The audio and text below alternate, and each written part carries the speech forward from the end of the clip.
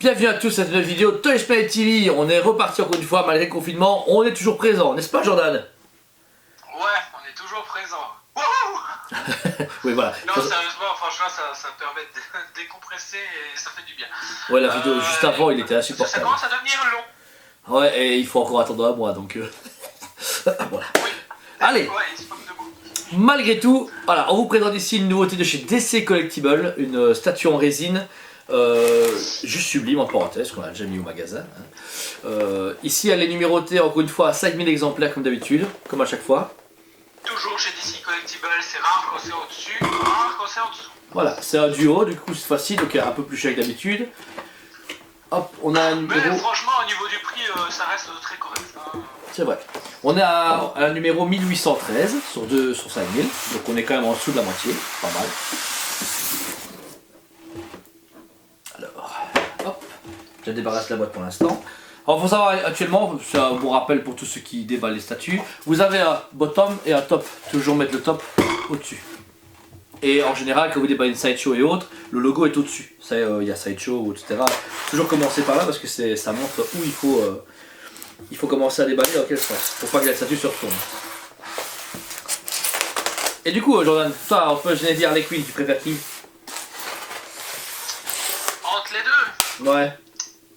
Harley Quinn. Et en tant que vraiment méchante de Batman?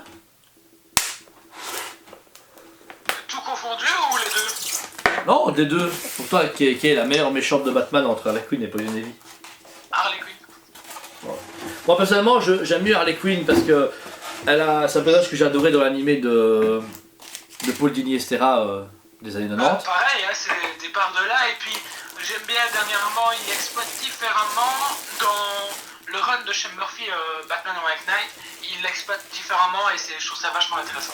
Ouais, moi par contre je trouve que c'est Poison Ivy qui est beaucoup plus intéressante en tant que méchante parce que Harley Quinn c'est juste une femme qui est amoureuse du Joker et qui est marrante, qui fait des trucs un peu gaulerie, etc.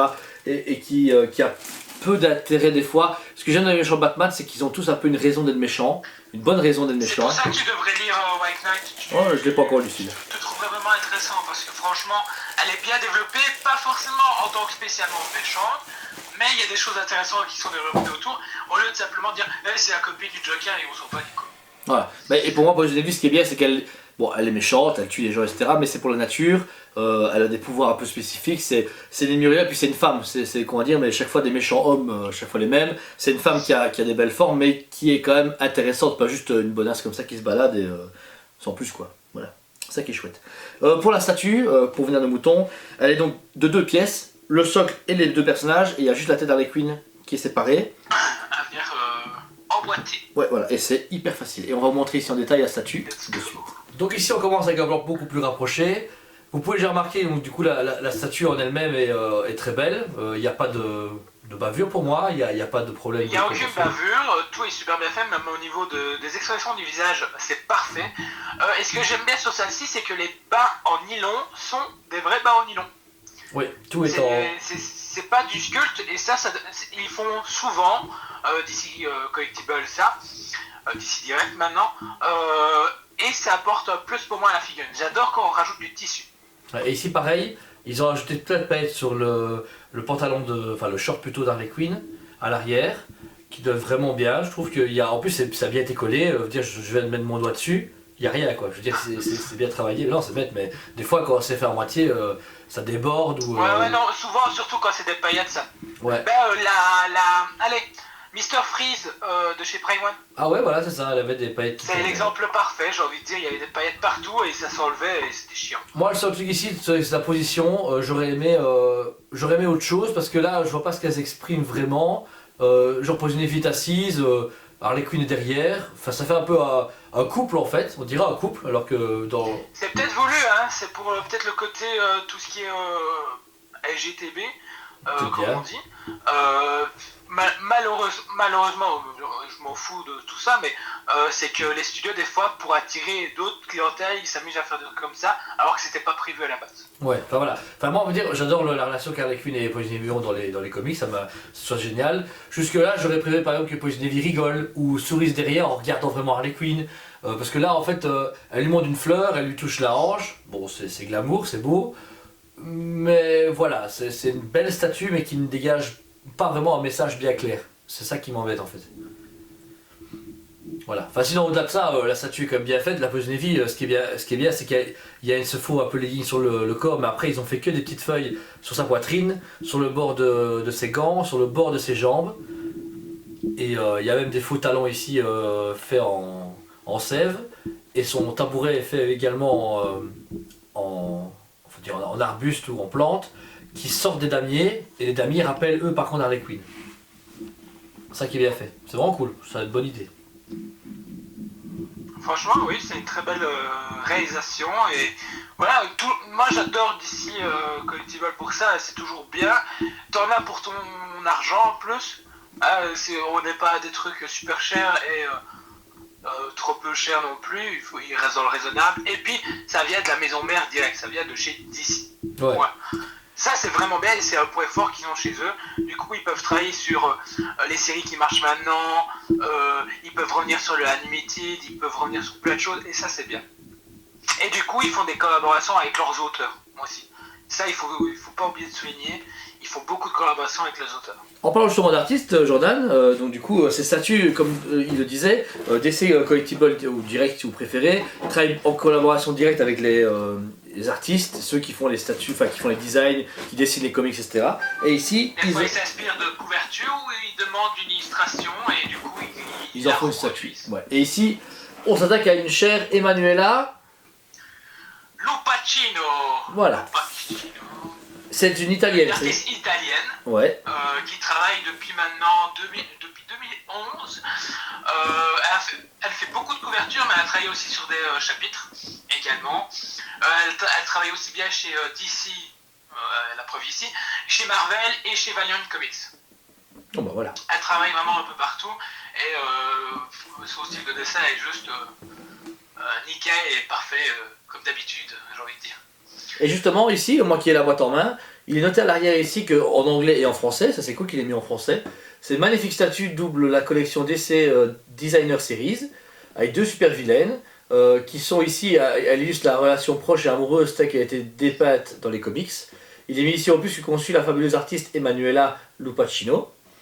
Cette statuette capture parfaitement le lien émotionnel et passionnel entre les deux personnages qui se rencontrent dans la ville folle et intense de Gotham. Ne ratez pas cette statuette iconique qui sortira juste à temps pour la Saint-Valentin 2020.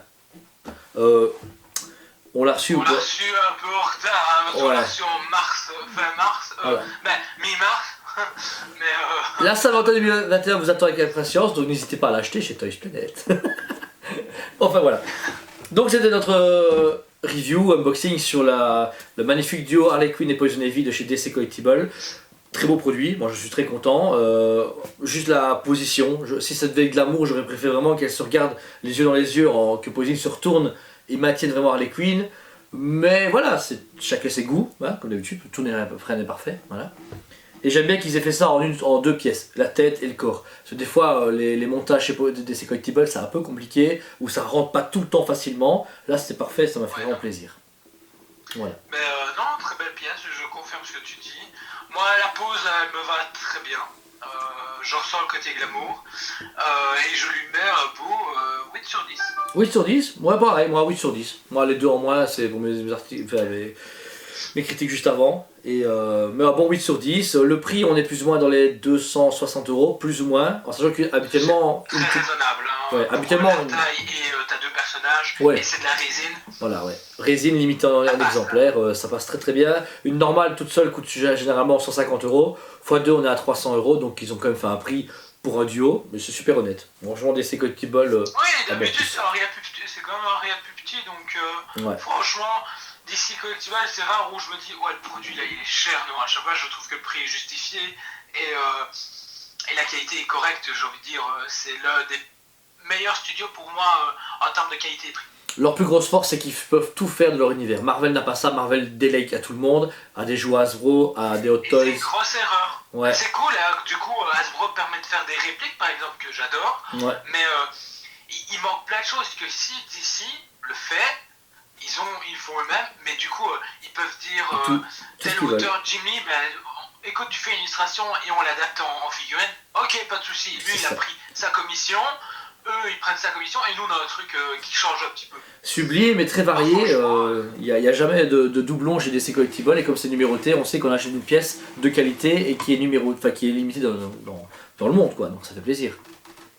Non, il n'y a jamais de réédition, les seules, on va dire entre guillemets rééditions qu'il y a, c'est quand c'est une version de couleur. Oui. Et encore la plupart du temps, elle est un peu plus grande, on est entre 20 et 30 cm. Des fois ils la font en version petite comme la Black and White, ou et puis ils la sépia, font en couleur. ou en sépia aussi. On a eu pas mal d'éditions Oui, en sépia sépia. aussi. Pourquoi je sais pas, mais voilà, c'est une façon je pense de remettre la série sur le marché d'une autre façon tout en regagnant sur le moule et en gagnant de l'argent sur une nouvelle statue. C'est pas cool, ça ne fait chier personne donc tout le C'est monde pas gagne. con et moi personnellement ça me perturbe pas comme on me dirait ouais on a réimprimé celle-là et on l'a juste rajouté du noir. Ouais, Bon, ce sera un peu très plus loin. personne mais voilà. Voilà. Bon, on espère que la vidéo vous a plu. Voilà, on va vous dire au revoir avec Jordan. On vous dit à une prochaine, très vite. Les vidéos vont suivre comme d'habitude. On n'arrête pas de déballer les choses. On essaie toujours de vous divertir malgré le confinement et c'est un grand plaisir de vous avoir Ouais, tous. on va garder le rythme de au moins une par jour et puis ici récemment on a décidé qu'on ferait au moins un live par semaine. Donc, Oui. Ceux qui ne sont pas au courant, on fait des lives sur la page Facebook, Touchmate Liège sur Facebook forcément. On fait des lives où on communique avec nos clients. On a fait un live il n'y a pas longtemps sur Iron Man Hot Toys Mark 7 qu'on va faire en vidéo pour YouTube.